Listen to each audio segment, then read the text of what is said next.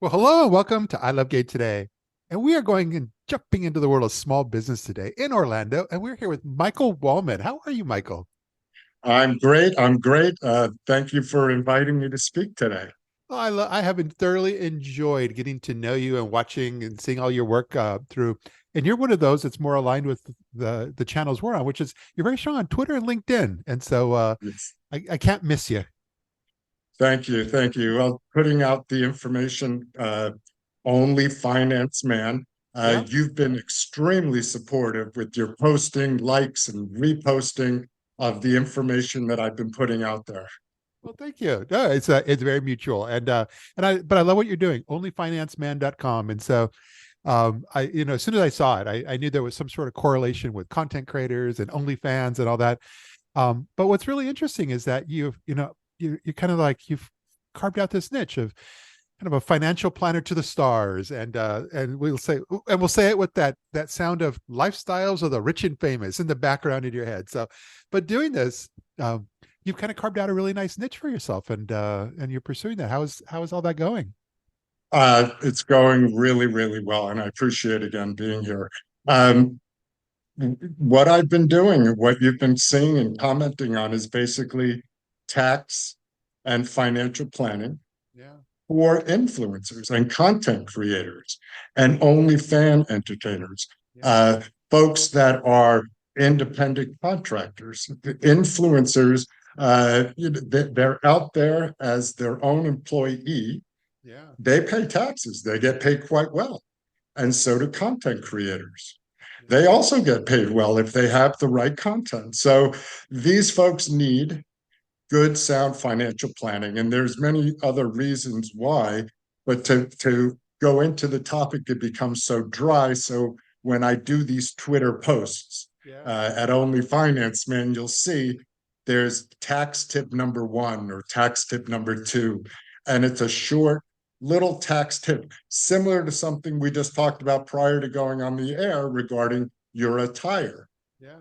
That shirt you are wearing, which you said you will not wear outside, which is, I don't know why you would not want to wear it outside, but for your program, Yeah.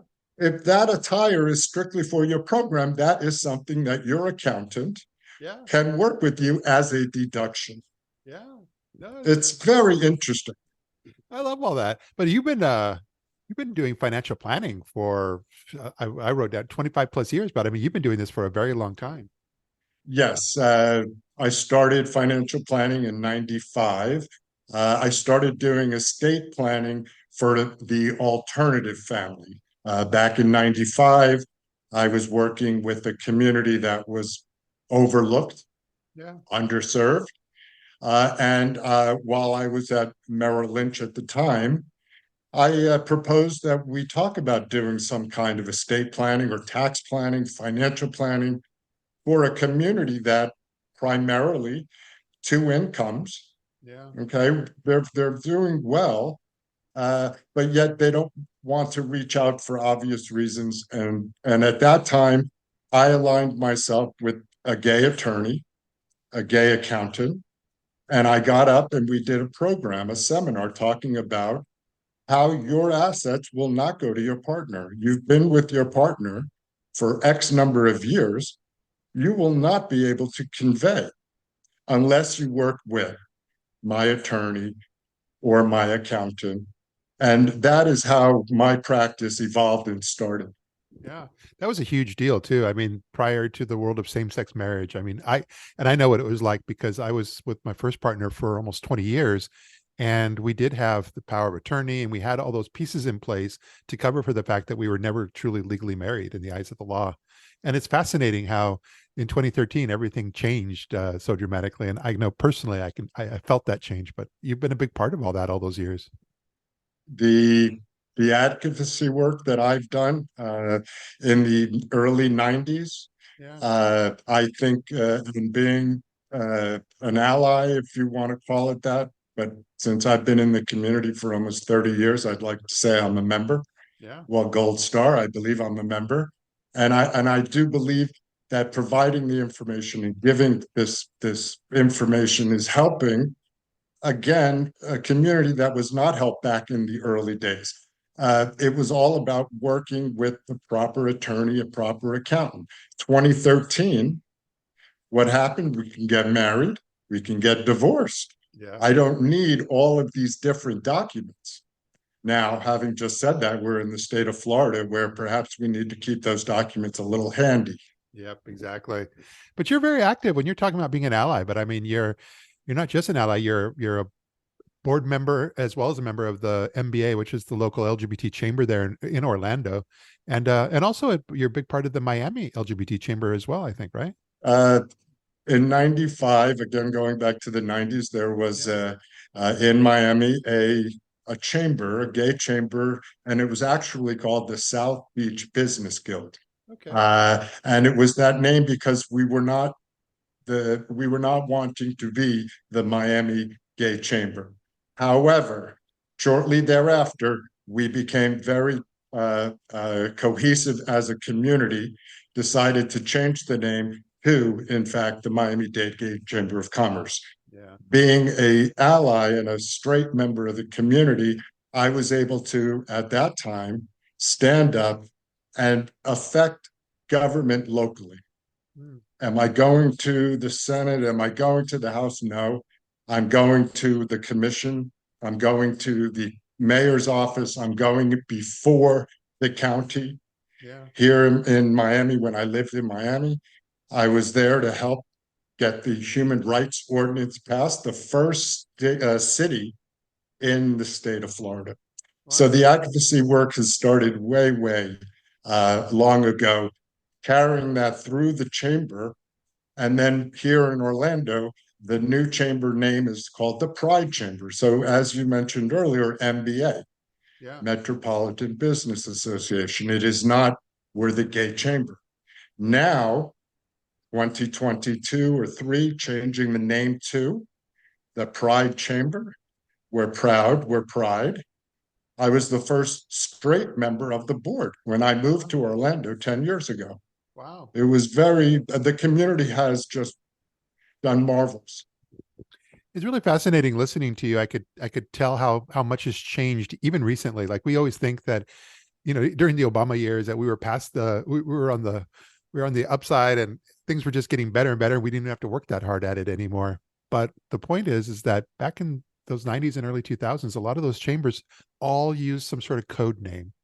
South Beach Business Guild in Long Beach, California, it was the Long Beach BCN. Even in Provincetown, they still call it the Business Guild. But it's fascinating that the change of name has really only happened for most of the LGBT chambers just over the last few years. I have found that because I had looked into that the largest chamber, largest gay chamber is the Golden Gate Chamber. They will not change their name, and nor should they. Yeah. But as you said, more and more will be changing as more and more are becoming more involved and more politically uh, astute.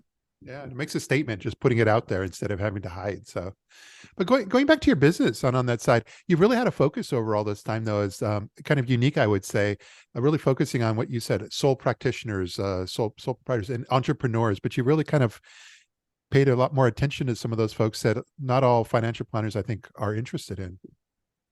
That is very true. A lot of the financial planners, such as myself, want to focus on the boomers who have the money. Yeah. Uh, the boomers will be leaving the monies, however, to the Gen X and what have you. My practice has always been primarily working with young accumulators, Yeah. and it just was a natural fit working within the community. Okay, so working with younger folks going through this growth period uh, is a wonderful thing because you're able to see the infancy of businesses being created by solopreneurs, entrepreneurs, entertainers, and watching a business flourish. That's the very exciting part of my practice. Yeah. Well, I'm excited and I can't wait to see how all this progresses. In fact, I'll keep pushing and nudging you, and I'll say, especially for all there's so many events that these OnlyFans gay male content creators that they go to, and they're all kind of leather oriented and bears and so forth. So I'm looking forward to the day when we see you pop up a booth and you're out there with them. You might have jumped it, but one magical weekend, I will be in attendance. I will be hosting a breakfast, and there'll be more news about that to come. But yes, the male community, the male gay community in the content world, uh, while it is a smaller group of folks versus female, the male content creator influencer make more money, okay, in total. There's a longer lifespan, so to speak, of their careers. So there's and also the male content creators or influencers see, because they are typically older, see the value in learning about taxes and financial planning, the topics that are dry but yet need to be addressed. They're bringing in the big bucks, and they got to figure out. They need somebody to help them tell them what to do with it. And so, but we had talked earlier, and there's not just necessarily in the gay male world, but there's millions of content creators out there, aren't there? We just talked about it the other day, sent you an article. 300 million content creators, 220 million of them are posting content. Yeah. There are 200 million subscribers to OnlyFans. Yeah.